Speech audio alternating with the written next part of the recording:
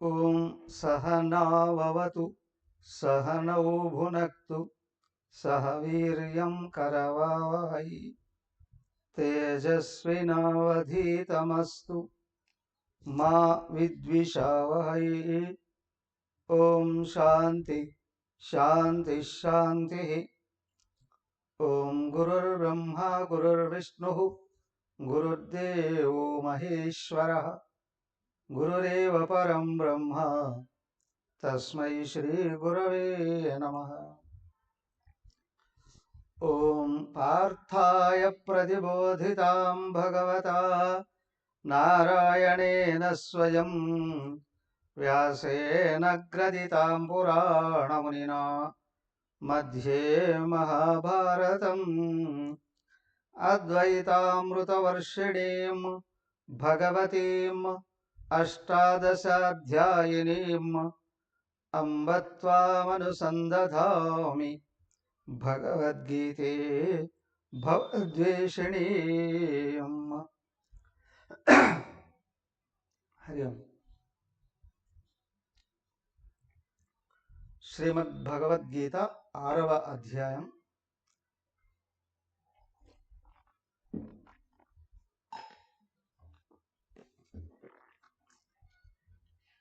నిన్న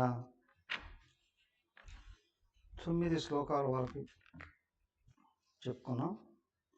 8 పూర్తయింది, 9ది చదువుకున్నాం.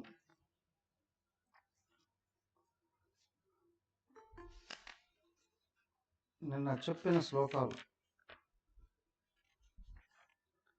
7, 8, 9 ఒక్కొక్కరు ఒక్కొక్క శ్లోకం చదువుతారా? నిన్న వరకు చదవని వాడు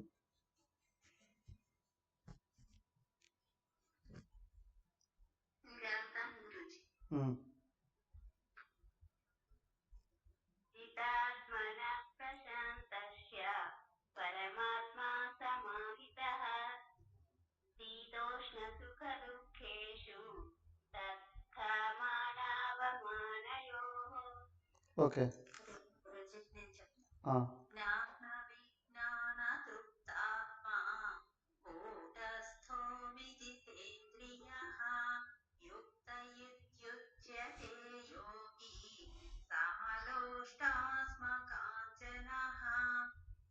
నెక్స్ట్ ఇంకొకరు.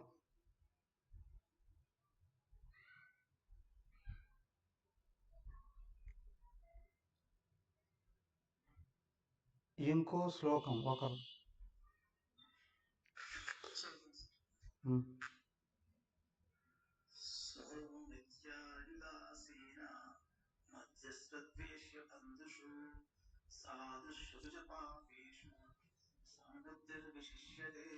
ఓకే. 7, 8 నేను చెప్పుకోవడం జరిగింది. ఏంటి అంటే, వ్యక్తి యోగాన్ని పొందుతున్నాడు అని అంటే అన్ని రకాల ఇంద్రియాలు స్వాధీనంలోకి రావాలి. అవే చెప్పారు. జితాత్మః ప్రశాంతస్య, మనసు జయించబడాలి, ప్రశాంతత పొందాలి. మనసు స్వాధీనంలో ఉంది అంటే ప్రశాంతత ఉంటుంది, మనసు స్వాధీనంలో లేదు అంటే ప్రశాంతత లేదు. గుడ్డి గుర్తులేదు. పరమాత్మ సమాహిత. నీ మనసు కానీ జయించబడి ప్రశాంతంగా ఉంది అని అంటే నీకు సర్వకాల సర్వావస్థలలో పరమాత్మ గుర్తుంటాడు. ఏమండి కనిపిస్తుంటాడా? కాదు, కనిపించేదంతా ఆయనగా గోచరిస్తూ ఉంటుంది. సర్వజీవరాశులని సృజించింది ఆయనే, అందరిలో జీవుడుగా ఉన్నది ఆయనే అనే విషయం గుర్తుంటుంది. శీతోష్ణ సుఖ దుఃఖేషు తదా మానవమానయో. అలాగే దేహేంద్రియ మనోబుద్ధులకి సంబంధించినటువంటి ఆ ద్వంద్వాలని సహించే శక్తి వస్తుంది. దుఃఖాలు ఉండవా అండి? సుఖాలు ఉండవు. అవి కాదు, బయట నుంచి ఏది తనకు ఎదురైనా చెలించకుండా నిగ్రహించుకునే శక్తి వస్తుంది.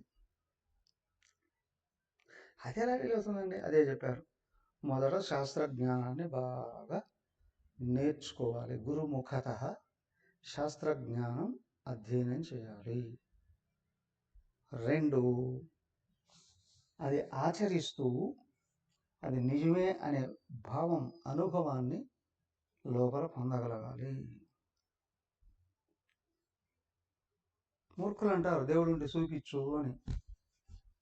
చూసేదంతా ఆయనేరా బాబు, చూడబడేది కూడా ఆయనే. ఆయన లేకపోతే ఏది కనిపించదు. రూపంలో ఆయన ఉంటేనే అది వ్యక్తం అవుతుంది.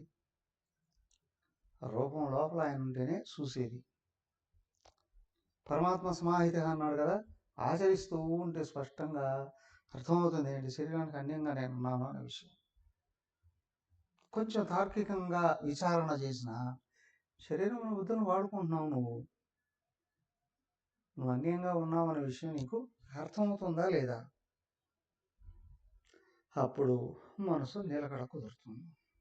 శరీరం చెప్పినటువంటి ఇంద్రియాలు కూడా అడ్డదిడ్డంగా వెళ్ళవు. మనసు నిగ్రహంలో ఉంటుంది. ఉన్నదాని గుర్తు ఏంటండి?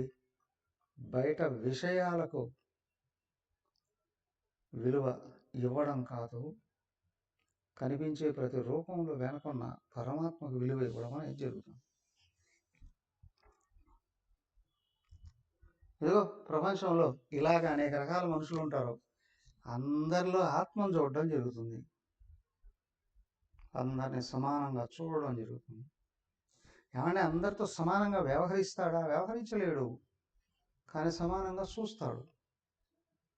చూడడానికి వ్యవహరించడానికి చాలా తేడా ఉంటుంది. అందరూ ఒకటే అనుకో, కానీ అందరితో ఒకటిగా వ్యవహరించలేవు. అవునా?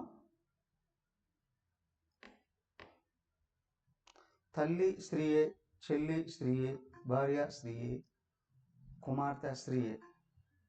నలుగురితోనూ 4 రకాలుగా వ్యవహరిస్తావు, కానీ అందరితో ఒక రకంగా వ్యవహరిస్తావా? అవునా? అందరితో ఒక రకంగా వ్యవహరించవు. మరి అందరి రకంగా చూస్తావా అంటే అందరిలో ఉన్న ఆయన్ను చూస్తాడు. కనిపించే ప్రతి ఒక్కడు ఆయనే అయి ఉన్నారు.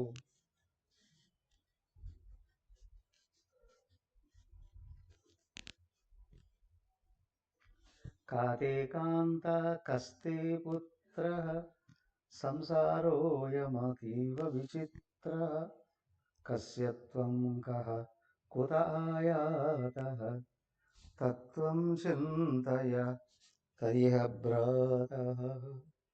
అదిగో ఆలోచన చెయ్యి. నీ భార్య ఎవరు? నీ కొడుకు ఎవరు? కూతురు ఎవరు? తల్లి ఎవరు? తండ్రి ఎవరు?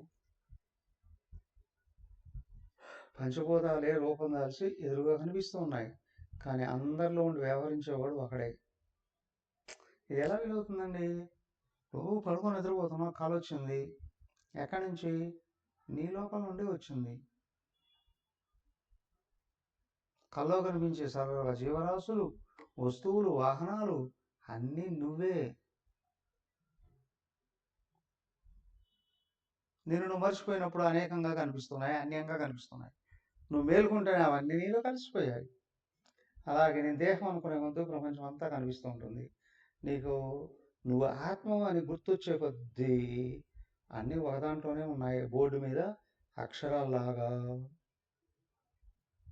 సముద్రంలో అలలలాగా, అన్నిటికీ ఆధారం ఒకటే, రెండు లేవు. హలో. సో కాబట్టి ఏంటి అంటే ఒక్కటే ఉంది వెనకల, దాని మీద రకరకాల నామరూపాలు కనిపిస్తున్నాయి. బోర్డు ఒక్కటే ఉంది, అనేక రకాల అక్షరాలు కనిపిస్తున్నాయి. బోర్డు తీసేస్తే ఏ అక్షరం ఉండదు. అక్షరాలు రాస్తూ ఉంటారు, తుడిపేస్తుంటారు, రాస్తుంటారు, తుడిపేస్తుంటారు. అవునా? బోర్డు తీసేయరు. అలాగే భగవంతుడు ఒక్కడే ఉన్నాడు, ఆయన మీద నామరూపాలు వస్తుంటాయి, పోతుంటాయి, వస్తుంటాయి, పోతుంటాయి, వస్తుంటాయి, పోతుంటాయి. సేమ్ వే అందరిలో నుండి బయటకు తుంగి చూసేవాడు ఒక్కడే. అది తెలుసు, అది గుర్తుంచుకున్నవాడు యోగి. అందుకే ఆయన ఏమంటున్నారు,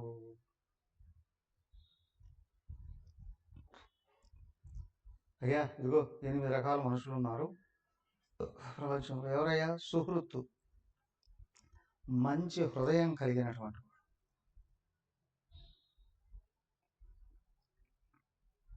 ఎవరు?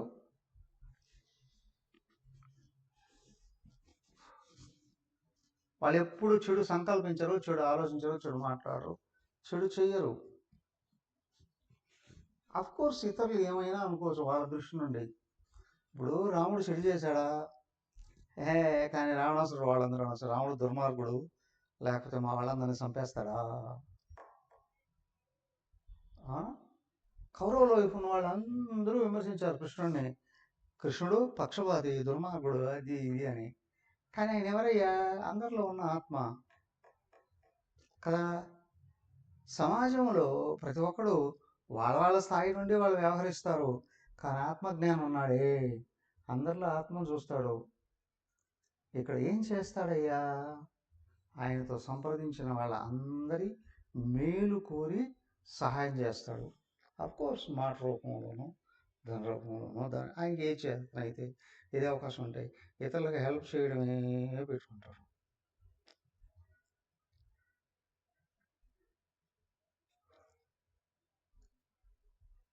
కానీ ఆయన చెడు చేయడు. ఎందుకు? అందరిలో ఉన్న నేను కదా గుర్తుంటుంది. కోర్స్ చుట్టూ ఉన్న వాళ్ళు ఒక్కొక్కరు ఒక రకంగా ఆలోచించవచ్చు. ఇంతెందుకు, ధర్మరాజు వాళ్ళని చంపడానికి వచ్చిన వాళ్ళు కూడా హెల్ప్ చేద్దాం అన్నాడు. అదేంటి వీళ్ళు అన్నదమ్ములకి అర్థమే కాల. కానీ వాళ్ళ అమ్మ గెలిగేసింది, ధర్మరాజు చెప్పినట్టు వినండి, కృష్ణుని అనుసరించాను. కృష్ణుడు ఏమన్నాడు? ధర్మరాజు చెప్పినట్టు వినండి అన్నాడు. ఆ ధర్మరాజు చూస్తే సారీ ద్రౌపదిదేవి కూడా విమర్శిస్తుంది, నీ వల్లే మేము కష్టాలు పాలయ్యామని. శాపనార్థాలు పెడతాది ఒక్కోసారి, నీ వల్ల మేము కష్టాలు పాలవుతున్నాము. లేకపోతే ఆ రోజు నిండు సభలో కానీ వాళ్ళందరినీ చంపాడు వారేస్తుంటే రాజ్యం మా చేతిలో ఉండేది, మేము హాయిగా సుఖంగా ఉండేవాళ్ళం కదా, నీ మాటిని అడవుల పాలయ్యాము అని కూడా ఉంటుంది. చెదరాడు ఆయన, ఆయనకి తెలుసు సత్యం. సో కాబట్టి జ్ఞాని ఉన్నది ఒక్కటే అని గుర్తుంచుకోవడం వలన అందరి మేలే కోరతాడు, చేతనైనంత అందరికీ సహాయమే చేస్తాడు, కానీ చెడు చేయడు. ఒక మహాత్ముడు చెప్తాడు, గండి రామకృష్ణ స్వామిజీ అని అని చెప్తూ ఉన్నాడు. ఆశ్రమానికి అందరూ వస్తూ ఉంటారట. వచ్చిన వాళ్ళంతా వస్తూనే, స్వామి ఆశ్రమం ఎంత ప్రశాంతంగా ఉంది, మీ సన్నిధి ఎంత అద్భుతంగా ఉంది, ఇదిగో మాకు మోక్షమే ఇవ్వు, మాకు ఏం అవసరం లేదు, అన్నీ వదిలేసి వచ్చేసాము, మోక్షం చెప్తే వేరేమి లేదు. చూస్తూ ఉంటాడు. ఇట్లాంటి వాళ్ళని చాలామంది చూశాడు ఆయన. కొద్ది రోజుల తర్వాత 4-5 రోజులు అయిపోయింది, ఆశ్రమంలో అటు ఇటు తిరుగుతుంది. స్వామీజీ అక్కడ వాస్తు బాగలేదు, ఆ రూమ్ తీసేయండి, ఈ రోడ్డు మార్చేయండి, ఆ దారి అట్టేసుకోండి. అరే నువ్వు ఎందుకు వచ్చావు ఇక్కడికి? ప్రపంచమే అశాశ్వతం, దీంట్లో అది తీసి ఇది పెట్టి, ఇది తీసి అది పెట్టమేంటి, కానీ నువ్వు ఎందుకు వచ్చావు? నచ్చిపోయాడు వాడు. కొద్ది రోజుల తర్వాత మళ్ళీ వస్తారంట. స్వామి వాళ్ళు మంచోళ్ళు కాదు, వాళ్ళని దగ్గర కానీయకు, వీడు మంచోళ్ళు కాదు, వాళ్ళ ఆశ్రమంలో ఉండనివ్వకు, తరిమేసే, శిక్ష వేసి వీడికి ముదురుతుంది అని గుర్తిస్తాడు. కామ్గా ఉంటాడు. కొద్ది రోజుల తర్వాత ఆడు అనుకుంటాడు, ఏంటి స్వామి మేము చెప్పినట్టు వినడే, అవునా? ఏం స్వామి నువ్వు వినవా మాట, నువ్వు బాగుపడవా అంట. ఆయన అప్పుడు కూడా ఏం పలకడట. ఆ కొద్ది రోజుల తర్వాత మళ్ళీ వస్తారట. వాళ్ళ వెళితే అక్కడ ఉన్న ఏది కమిటీ వాళ్ళకి వెళ్తే అందరితో మాట్లాడతారట. వాళ్ళు మంచివాళ్ళు కాదు, వాళ్ళు తీసేసి ఆ స్వామి మంచివాళ్ళు కాదు, మార్చేద్దాం స్వామి. అరే నువ్వు ఎందుకు వచ్చావు అయ్యా? ఈ బ్రహ్మాండానికి అంతటి స్వామి ఆత్మస్వరూపుడు ఒకడే. ఆయన గుర్తించిన వాడు కూడా ఆయనలో వ్యవహరిస్తూ ఉంటాడు. కానీ ప్రపంచంలో ఉన్న వాళ్ళందరూ ఏం చేస్తుంటాడు చూడండి, పుట్టుకతోనే అందరూ ముక్తి కోసమే అని. ఎలా అండి, పుట్టుకతోనే ఏడుస్తాడు కదా ప్రతి శిశువు. వాడు అప్పుడు అనుకుంటాడట, అయ్యయ్యో మాయా ప్రపంచంలో పుడుతున్నామే, మా ముక్తే కాదు, ప్రపంచమే వద్దు అని అనుకుంటాడట. కానీ నెమ్మదిగా మర్చిపోతాడు. ఎంతవరకు అంటే ప్రపంచ వ్యామోహంలో పడి, అవునా, నేను, నా భార్య, లేదా నా భర్త, నా పిల్లలు, నా బంధువులు, నా కులం వాళ్ళు, నా మతం వాళ్ళు, నా దేశం, ఇక్కడ ఇదంతా వచ్చి ఏం చేస్తాడయ్యా, చివరికి ఇదిగో మేము చెప్పినట్టు వినట్లేదు, ఈ దేవుణ్ణి ఎత్తేద్దామని అనుకుంటాం, భగవంతుడినే లేపేద్దాం. ఎందుకు? వాడి ఇచ్చకు అడ్డొస్తున్నాడు, వాడి కోరికలకు అడ్డొస్తున్నాడు అని భగవంతుడిని లేపేద్దామని ప్రయత్నం చేస్తాం. అదేగా అవతార పురుషులు. సాక్షాత్తు భగవంతుడినే, రాముడిని ఎత్తేద్దాము అని ప్రయత్నం చేసిన వాళ్ళు, పరశురాముని చంపేద్దాము. ఆది నుండి జరుగుతూనే ఉందిగా. మత్స్యావతారం నుండి మన కృష్ణావతారం వరకు కూడా జరుగుతున్నది. అది ఎందుకు అంటే వ్యక్తి ధరించాలి అనే భావంతో ప్రపంచంలోకి వచ్చేది. అందుకే భగవంతుడు అనేక రకాలుగా వేడుకుంటే మానవ జన్మ ఇస్తాడు.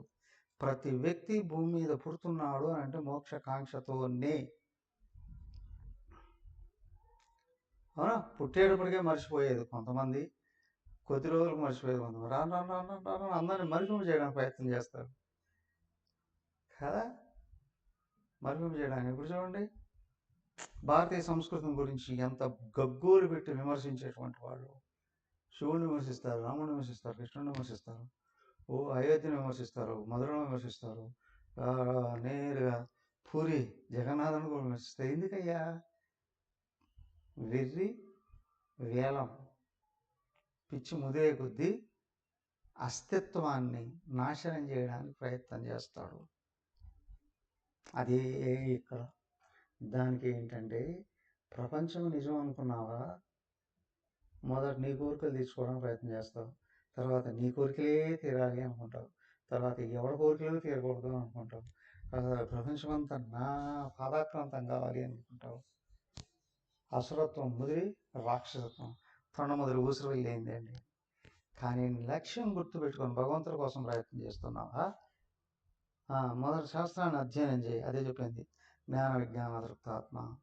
నీకు వేదాంతంగా అర్థమైతే అందరిలో ఉన్నవాడు ఒక్కడే, నీ లక్ష్యం వాడే కావాలి. అవునా? బంధు ప్రీతి జ్ఞానాన్ని సర్వనాశనం చేస్తుందండి. అరే బాబు, కులాలు మతాలు అన్నిటినీ దాటి వ్యవహరించడం. జాతి నీతి కుల గోత్ర దూరగం నామరూప గుణ దోషవర్జితం దేశకాల విషయాతివర్తియతు బ్రహ్మతత్వమసి భావయాత్మని. వివేక్షణంలో ధ్యాన శ్లోకాలు చెప్పారు. ఇది ధ్యాన అధ్యాయమేగా, దానికి ఇక్కడ చెప్తున్నాను. ధ్యానానికి కూర్చునే ముందు మొదట గుర్తుంచుకో, అందరిలో ఉన్నవాడు ఒక్కడే, వాడే నువ్వు అయి ఉన్నావు. అద్వైతేన అభయం. నీకు ఏకత్వం గుర్తించే కొద్దీ భయరాహిత్యం ఏర్పడుతుంది. అద్వైతాన్ని మర్చిపోయే కొద్దీ భయం పైకి వస్తుంది, వికృత రూపం ధరిస్తుంది. దానికి ఇక్కడ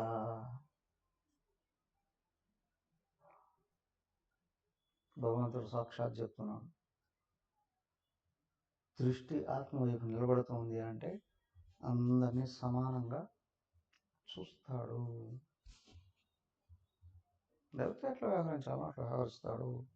సుహృతు మొట్టమొదట సత్పురుషులని, సజ్జనులని భగవత్స్వరూపంగా భావించు. నువ్వు సత్పురుషులనే భావించలేకపోతే ఇంకెవరిని భావిస్తావయ్యా?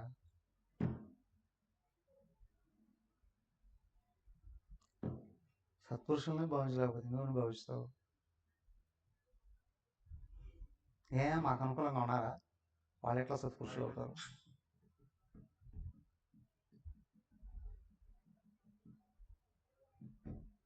వాళ్ళు ఎట్లా సత్పురుషులు అవుతారు?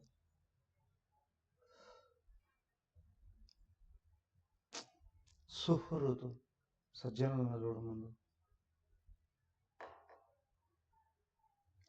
దుర్యోధనుడు భీమార్జునులను కూడా చూడలేదు అక్కడ. ధర్మరాజు లేకపోతే రాజ్యం నాదే కదా అనుకున్నాడు. నువ్వు ధర్మరాజు కంటే గొప్పవాడు అయితే రాజ్యం నీదవుతుంది, కానీ ధర్మరాజును ఓకే ధర్మరాజు లేకపోతే నీకు రాజ్యం, ధర్మరాజు లేకపోతే అంటే ధర్మరాజును చంపేస్తే నీకు రాజ్యం వస్తుందా? ధర్మరాజును చంపేస్తే రాజ్యం వస్తుందా? అందుకే భగవంతుడు అడ్డొచ్చాడు. నేనుండగా నా భక్తులను చంపుతావా? ప్రతి ఒక్కరికి ఎదురయ్యే సమస్య ఇదే. నువ్వు ధరించాలా, అందరిలో భగవంతుడిని చూడు, అవునా, శాస్త్ర ప్రకారం నడుచుకో. మిత్ర తర్వాత నీ స్నేహితులను. స్నేహం కూడా ఎంతవరకు ఉంటుందండి? నాకు అనుకూలంగా ఉంటే నేను అనుకూలంగా ఉంటా, లేకపోతే మిత్రధర్మం ఏంటి ఇప్పుడు? మిత్రుడు అడక్కపోయిన కష్టాలు ఉన్నప్పుడు ఆదుకోవాలి.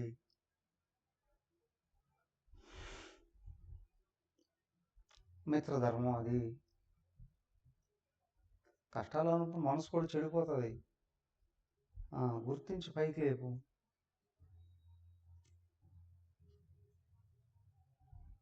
మిత్రధర్మం. హరి శత్రువులు. దుర్యోధనుడు ధర్మరాజు శత్రువుగా భావించాడు, కానీ ధర్మరాజు భావించలేదు. దానికే అన్నారు అలుగుటయే ఎరుంగని అజాత శత్రువు అలిగిన నాడు. కృష్ణార్జున అదే శ్రీకృష్ణ పాండవ్యంలోన కృష్ణుడు చెప్తాడు, అయ్యా అలుగుట అంటే కోపడట. ఇక్కడ కోపమే లేని ధర్మరాజు కానీ కోపం వస్తే సకల లోకాలు కట్టకట్టి వచ్చిన దహించకపోతాయి అంటాడు. దానికే సజ్జనులకు కోపం రప్పించకూడదు.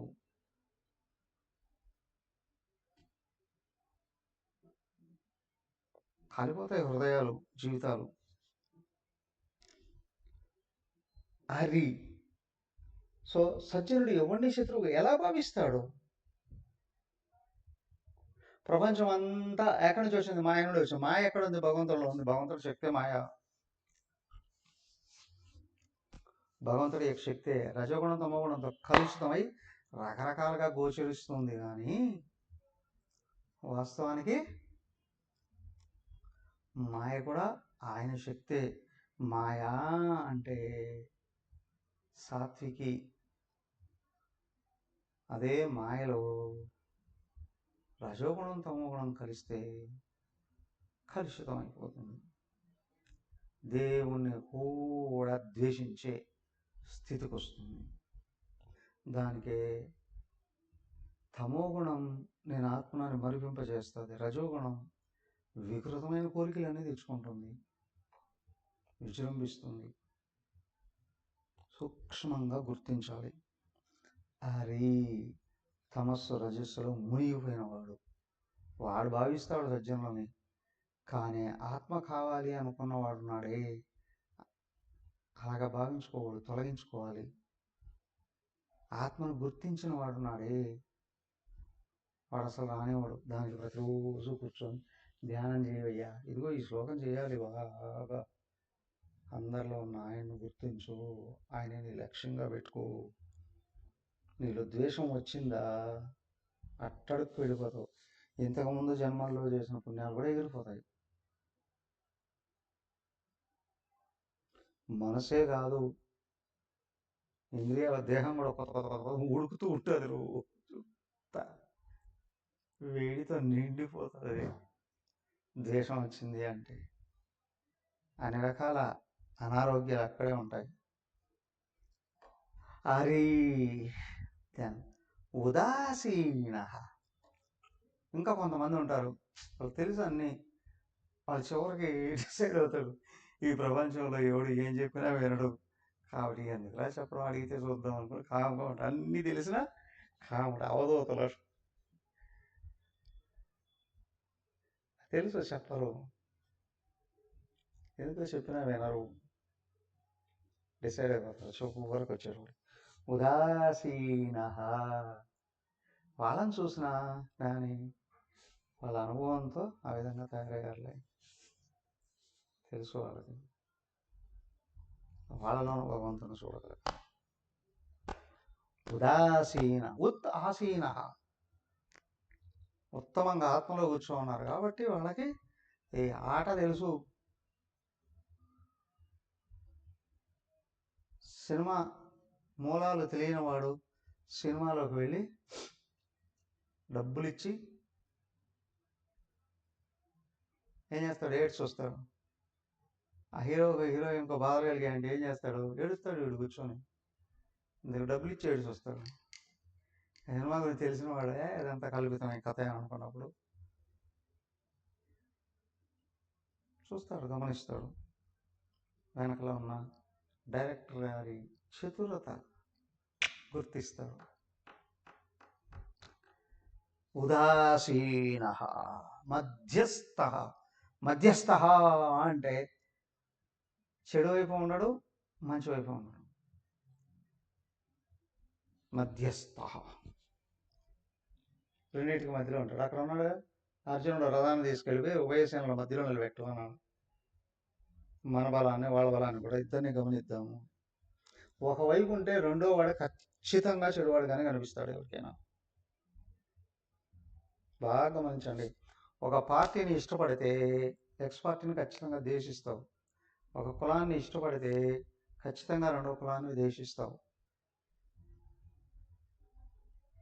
ఒకవైపు వెళితే రెండో వైపు ద్వేషిస్తావు. కానీ ఎవరి వైపు అనుకున్న మధ్యలో ఉన్నావా, ఎవరు మంచి ఎవరు చూడు స్పష్టంగా తెలుస్తుంది. మధ్యలో ఉండడం అంటే ఆత్మలో ఉండడం. మధ్యస్థ. ద్వేష్య. కొంతమంది పని కట్టుకొని అందరూ వాళ్ళు ఎవరినైనా ద్వేషిస్తారు.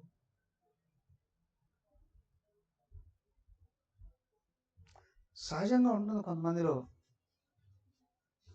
మేము ఎప్పుడో హై స్కూల్ చదువుకునేటప్పుడు మా హై స్కూల్లో ఒక అబ్బాయి ఉండేవాడు, గోపాలకృష్ణ పేరు. అందరినీ ద్వేషించేవాడు. అందరూ ఇదేంట్రా అంటే ఎవరిని గౌరవించాడట అంటే ఆ లోపల ఏదో తీరని కోరికలు ఏవో ఉంటాయి, అవి ద్వేషంగా మారిపోతాయి. పొయ్యి దగ్గరికి వెళ్తే వేడే వస్తుంది, మురిగుండ దగ్గరికి వెళ్తే కంపే వస్తుంది. ఎవరికి వస్తుంది? ఎవరికైనా వస్తుంది. వేడి ఎవరికి తగులుతుంది? వంట చేసే వాళ్ళకే తగులుతుంది. ఆ చేయడం ఎవరికైనా వస్తుంది. మురిగుంట ఎవరు కంపు కొడుతుంది? ఎవరికైనా కొడుతుంది. దాని అది.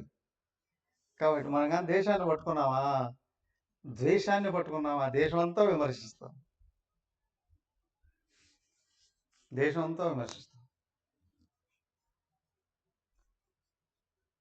అందరినీ విమర్శిస్తాం.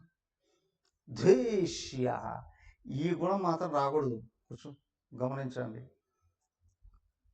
నిరంతరం లోపల హృదయం ఉడుకుతూ ఉంటుంది, వాళ్ళకు శాంతి ఉండదు, అందరి మీద నిప్పులు కక్కుతూ ఉంటారు. ఆ గుణం అసలు రాకూడదు. తర్వాత బంధుషు. బంధువులు.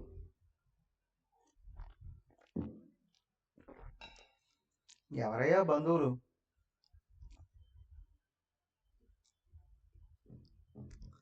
11వ అధ్యాయంలో ఈషణత్రయాలు అని చెప్పాడు. ఏంటి అవి? జనాల కోపం రావచ్చులేము. భార్య, సంతానం, సంపదలు. ఆసక్తి అనవిశ్వంగ పుత్ర దార గృహాదిషు అన్నారు. ఇక ఈ లోకంలో అజ్ఞానంలో చక్కగా బాగా బంధించి పెట్టేటివి ఏంటండి? ఏమేనండి?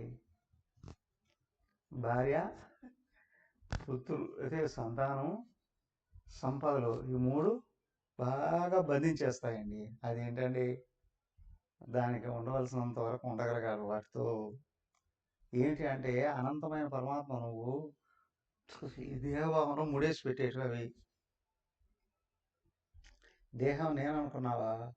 నా సంపదలు, నా భార్య, నా భర్త, నా పిల్లలు అక్కడే కట్టుబడి దేహ భావం నుండి బయటికి రాలేవు అని. అయితే ఉండకూడదా అండి? ఉండకూడదని కాదు, తీసేయలేవు. కానీ సూక్ష్మంగా గమనించి చూడగలిగేటట్లయితే బంధం అనేది మనోభావాలలో ఉంది. బాగా కామ్గా ఒంటరిగా గుర్తించగలిగితే నీ ఆలోచనలన్నీ ఎవరి వైపు వెళ్తున్నాయి? ఇదిగో ఇక్కడ సమత్వ స్వరూపమైన భగవంతుడి వైపు వెళ్తున్నాయా? నా వాళ్ళు అనే వాళ్ళ వైపు వెళ్తున్నాయా? అది ఏ వ్యక్తులతో నీకు కలిగిన సంబంధం అందరిలో ఉన్న ఆత్మవు నువ్వు అనే విషయాన్ని మరిపింపజేస్తున్నాయో వాళ్ళ బంధువులు.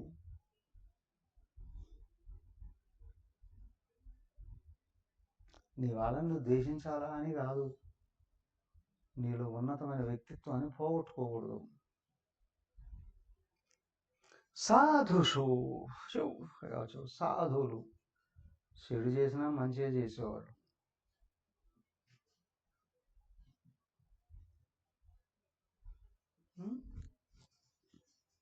చెడు చేసినా మంచిగా చేసేవాడు.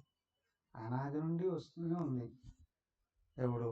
ఆ హిరణ్యకశిపుడు, రావణాసురుడు, దుర్యోధనుడు, వీళ్ళందరూ కూడా సత్పురుషులను వేధించిన వాళ్ళే, సజ్జనులను వేధించిన వాళ్ళే. అందరి క్షేమం కోరికనే సాధువుని కానీ వేధిస్తే ఆయన లోపల మనసు బాధ కలిగితే చాలు, భగవంతుడు అన్ని పిండి పారేస్తాడండి వాళ్ళ దగ్గర నుండి. ఇక్కడ ఒక చేతులు అయిపోయాడు, పిండేస్తాడండి. ఏం తెలుసండి ఆయనకి? ఎక్కడ తెలుసండి? ఇక్కడో కాదు, హృదయంలోనే కూర్చో ఉన్నాడు. నీకు పాడుకున్నాలు ఉంటే ఉంటాయి, కానీ సాధువులను హింసించే అంత మాత్రం ఉండకూడదు, సాధువుని బాధించే అంత ఉండకూడదు. ఎందుకంటే లోపల ఉన్న పరమాత్మని పిండేస్తాడు, వాళ్ళ దగ్గర నుంచి అన్ని లాగాడు పారేస్తాడు. అనుకుంటారు సాధువుకి ఆయనకి ఏం తెలిసే, అమాయకుడు, అన్నీ తెలిసి కామ్గా ఉండేవాడే లోపల నుండి తెలుసు అన్నీ. ఎవరెవరు నాతో ఎట్లా ఎట్లా మాట్లాడుతున్నారు, ఎట్లా వ్యవహరిస్తున్నారు, దగ్గర ఉన్నప్పుడు ఏ విధంగా వ్యవహరిస్తున్నారు, దూరంగా ఉన్నప్పుడు వ్యవహరిస్తున్నారు, అన్నీ తెలుసు. కానీ భగవాన్ వాళ్ళు బాగుపరచవయ్యా, వాళ్ళ ముందుకు తీసుకోయ్యా. తనకు కించిత్ జీవితంలో ఎప్పుడు ఏ చిన్న సహకారం చేసినా గుర్తుపెట్టుకునేవాడు, బాగునే కోరుకునేవాడు. కానీ అలాంటి సాధువుల్ని అమాయకులుగాను, అసమర్థులుగాను, చేతగాని వారుగాను భావించి దెబ్బ కొట్టడానికి ప్రయత్నం చేస్తే జీవితం ఎటుపోతుందో తెలియదు. మొదట అలజడలో నిండిపోతుంది, అశాంతులు పడిపోతుంది జీవితం. ఎటు దానికి సాధుషు, సజ్జనులు, సత్పురుషులు, అందరి మేలునే కోరేవాళ్ళు ఎవరయ్యా? సాక్షాత్ భగవత్ స్వరూపుడే. అందరిలో ఆత్మ ఉంది, భగవంతుడు.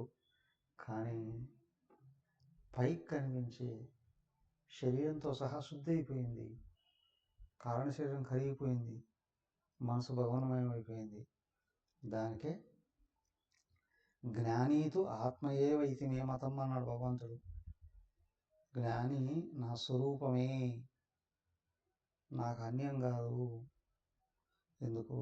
వాళ్ళ ప్రకృతిలో అజ్ఞానం కరిగిపోయింది. దివ్యమైన దైవీ ప్రకృతి పై కనిపిస్తుంది. సాధుషు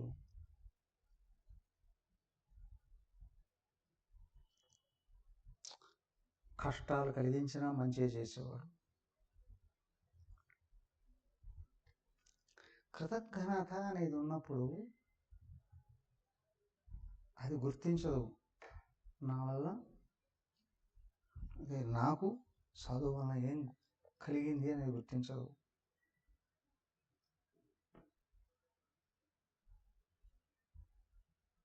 హిరణ్యకశిపుడు ఋషుల్ని తీసుకొచ్చి కట్టేసి ఇనుప రాడ్లు కాల్చి కళ్ళలో పొడిచాడు.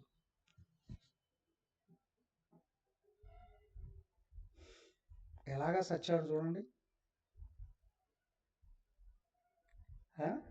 ఏ విధంగా ఎంత భయంకరంగా చచ్చాడు.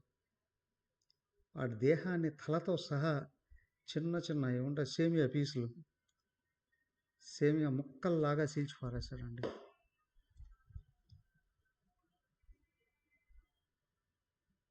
సో నువ్వు సాధువుని గౌరవిస్తే పాపాల నుండి బయటపడతావు. సాధువుని అనుసరిస్తే పరమాత్మనే అందుకుంటావు. చాలా జాగ్రత్తగా ముందుకెళ్ళి. పాపీషు, ఇంకా పాపి ఎవడయ్యా? మంచి చేసినోడికి కూడా చెడు చేసేవాడు పాపి.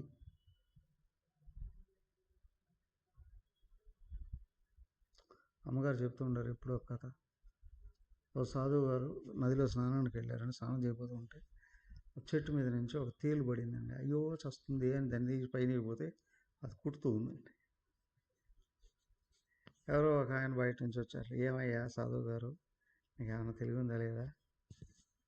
దాన్ని రక్షించడానికి ప్రయత్నం చేస్తున్నావు, అదేమో నిన్ను కాటేయడానికి ట్రై చేస్తుంది, దాన్ని ఏంటో రక్షిస్తావయ్యా? ఆయన దాని నేచర్ అది, అందుకే దాన్ని ఏమంటారు? పాపిష్టిదే. అవునా? కానీ నా నేచర్ సస్తే దేహమే కదా. కానీ ఇది బతికున్నంత వరకు ఇతరులకు మేలే చేద్దాం,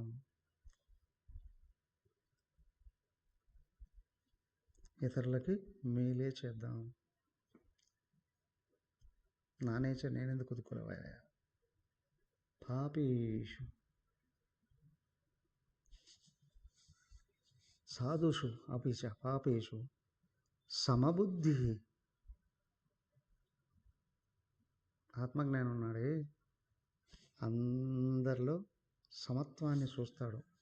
అందరూ సమానం అనుకోవడం, సమానం ట్రీట్ చేయడం కాదు. అందరిలో ఉన్న పరమాత్మను చూస్తాడు. ఈయన పరమాత్మ కదా. ఏమయ్యా, దుర్మార్గుల్లో నుంచి పరమాత్మ వెళ్ళిపోతాడా? చంపాలి అనుకుంటే ఎంతసేపు పడుతుంది? ఏం చేయాల్సిన అవసరం లేదు, వాళ్ళలోంచి బయటకు వస్తే చాలు. అవునా? తురుష్కుల దండయాత్ర జరిగినప్పుడు ఎన్ని దేవాలయాలు పడగొట్టారు, ఎంతమందిని చంపేశారు. వాళ్ళలోంచి బయటకు వస్తే వాడు ఇంకా చూస్తూ ఉంటాడు ఆయన మంగ. కానీ ఎవడి అకౌంట్లో వాడు, ఆన్లైన్ అకౌంట్ ఎవడు చేసింది వాడు అకౌంట్లో పడిపోతూ ఉంటుంది. అవునా? వాడు చేసింది మంచా, ఇంకొంచెం మంచి జన్మలోకి వెళ్తాడు. చెడా, వచ్చే జన్మలో ఎన్ని జన్మలు అనుభవించాల్సింది వస్తుందో. ఇస్తున్నారని అప్పులు చేసేస్తే తీర్చుకోవాలా లేదా? నాస్తికుడు అంటాడట, అందరి దగ్గర అప్పు చేసి పప్పు కూడా తినరా అని. ఏమయ్యా, అప్పుల వాళ్ళు అడిగితే వేరే ఊరికి వెళ్ళిపోరా, అన్ని ఊళ్ళలో అయిపోయిందండి, ఇప్పుడు హాయిగా సూసైడ్ చేసుకొని చచ్చిపోరా, నీకు అప్పులు ఇచ్చిన వాళ్ళు అందరూ ఏడిచేస్తారు. ఇదే నాస్తికుడు అని అంటారు. కానీ వాడికి తెలియని విషయం ఏంటి అంటే, నువ్వు ఈ జన్మలో చేసినట్టు పై జన్మలో ఖచ్చితంగా అప్పులు తీరాల్సిందే. సో నువ్వేం చేస్తే అది నీకు తిరిగి తిరిగి తిరిగి తిరిగి మళ్ళీ నీ దగ్గరికే వచ్చేస్తుంది, ఎక్కడికి పోదు. సో ఇది తెలిసినటువంటి జ్ఞాని ఉన్నాడే అందరినీ సమబుద్ధి, అందరిలో ఆత్మను చూస్తాడు. ఎవరిలోనూ శరీరాల్లో గుణాలను చూడడు, అది వాళ్ళది. అవునా? ఆత్మను చూస్తాడు, అది తను.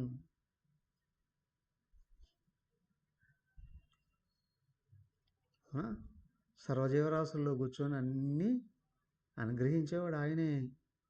విచిత్రం ఇక్కడ, నువ్వు నిరంతరం ఏం తెలుస్తుంటే తదాస్తుంటాడు.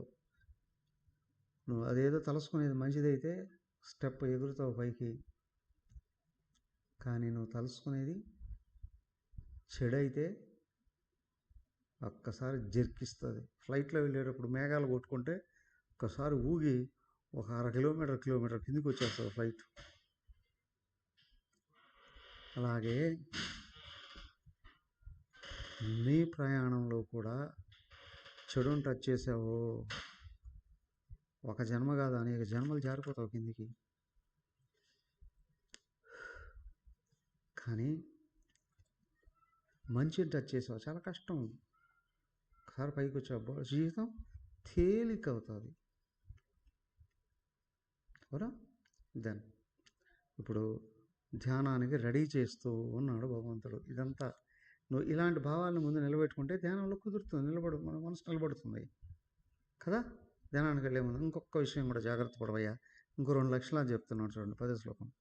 యోగి యుంజీత సతతం ఆత్మానం రహసి స్థితః ఏకాకీ యత చిత్తాత్మా నిరాశీర పరిగ్రహ.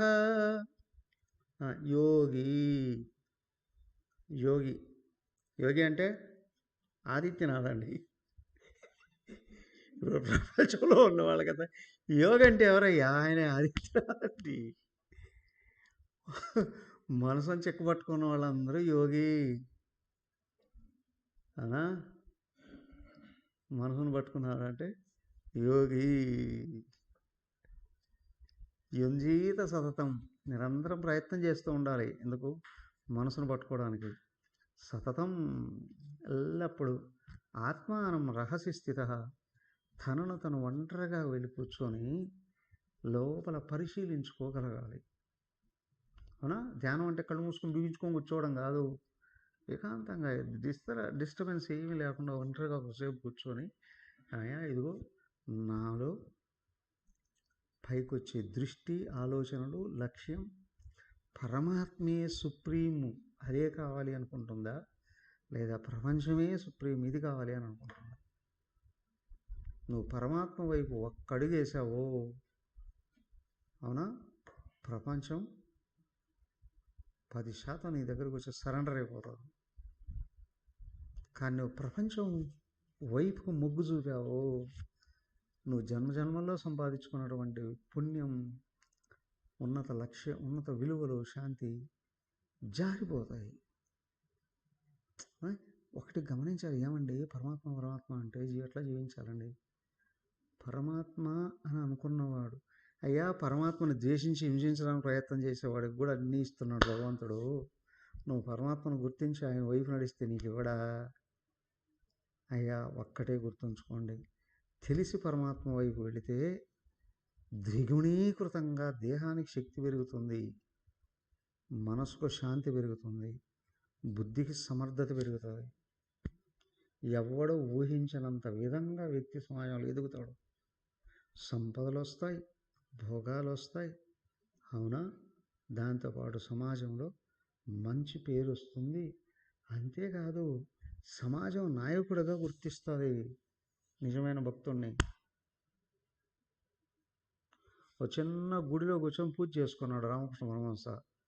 ఆయన ఎంత ఆరాటపడ్డాడు పరమాత్మ కోసం. ఇప్పుడు ప్రపంచం అంతా ఆయన కోసం ఎంత ఆరాటపడుతుంది.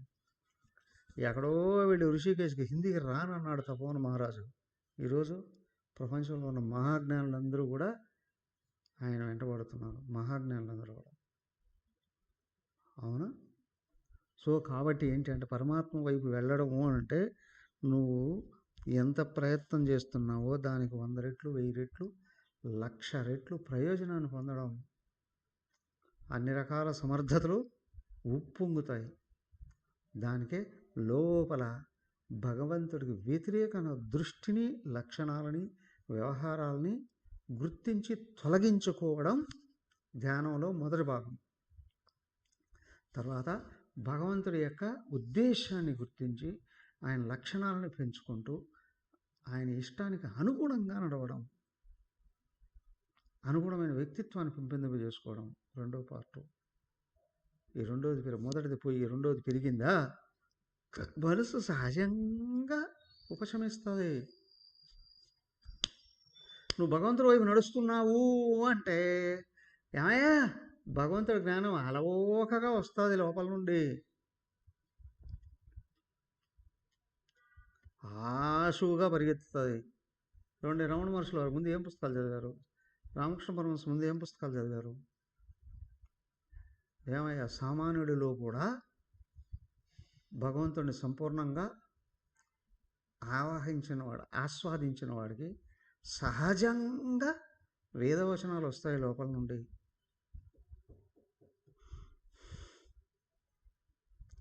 ఏకాకి ఒక్కటి గుర్తుంచుకో, ఆయన ఉన్నవాడు ఒక్కడే. ఆయన్ని ఆశ్రయించిన వాడు ఒంటరిగా ఉండడానికి ఇష్టపడతాడు.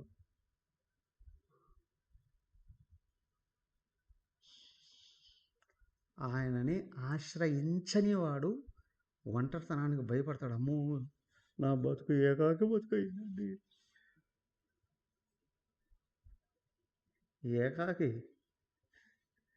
నల్లకాక, తెల్లకాక, ఎర్రకాక, ఏకాకి.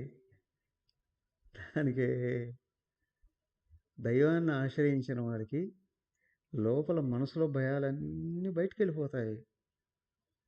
ఒంటరితనంలో అత్యంత ఆనందాన్ని ఆస్వాదిస్తాడు.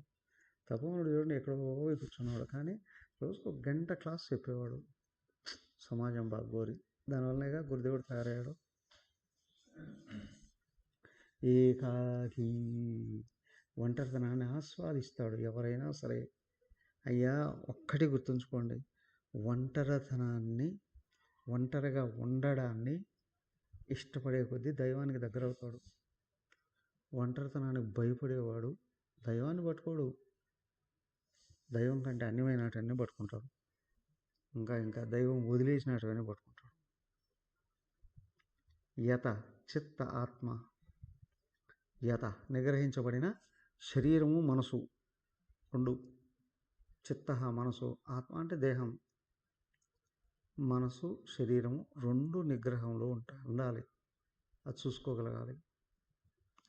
నిర్ఆశీ అంటారు కదా, ఎవడో వస్తాడని, ఏదో తెస్తాడని, ఏదో ఇస్తాడని ఎదురు చూడడాలు వదిలేయగలగాలి. ఎందుకంటే ఈ దేహాన్ని పోషించే సమయానికి అది వచ్చేస్తుంది. కానీ నువ్వు ఆయన గుర్తుపెట్టుకున్నావా, మనసు ఉపశమిస్తుంది. నిర్ఆశి ఏంటరా అట్లా దైవ ధ్యానం చేసుకుంటారండి. ఏంటది చెప్పారు కదా అక్కడ నిరాశి అని. మొహం నిరాశ పెట్టుకోవడం కాదు భక్తురాలంటే, ఆశలు లేకుండా ఉండడం. కానీ నిరాశవాది కాదు భక్తుడు. ఎప్పుడు ఆశావాదే. ఆయన ఏం తలుసుకున్నా చేసి చూపిస్తాడు. నిర్ఆశి, అంతేగాని నిరాశి కాదు, నిరాశలో బతికేవాడు కాదు. అపరిగ్రహ బాగా గుర్తుంచుకో ఉండాలి. ఏంటి అని అంటే, నువ్వు నిత్యం నిరంతరం లోపల దైవాన్ని పట్టుకో ఉండాలి.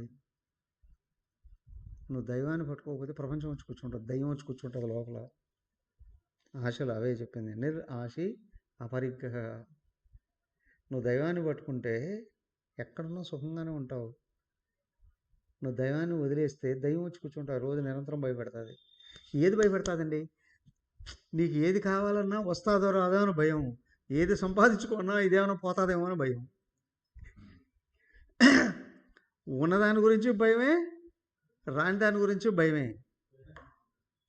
నువ్వు దైవాన్ని పట్టుకోన్నావా, చేయాల్సింది చేస్తావు, దేన్ని ఆశించవు. దేహాన్ని భోజించే ప్రారంభం దేది కావాలి.